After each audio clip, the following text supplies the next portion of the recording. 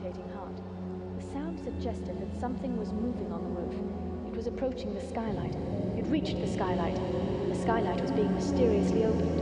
A dark face peered into the attic. Then another appeared behind it, and both looked in with signs of caution and interest. Two men were outside on the roof, and were making silent preparations to enter through the skylight itself. One was Ramdas, and the other was a young man who was the Indian gentleman's secretary. But of course Melchizedek did not know this.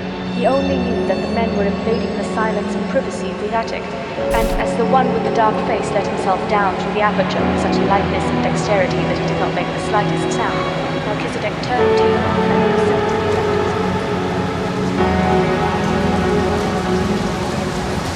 he would never throw anything but crumbs, and would never make any sound other than the soft, low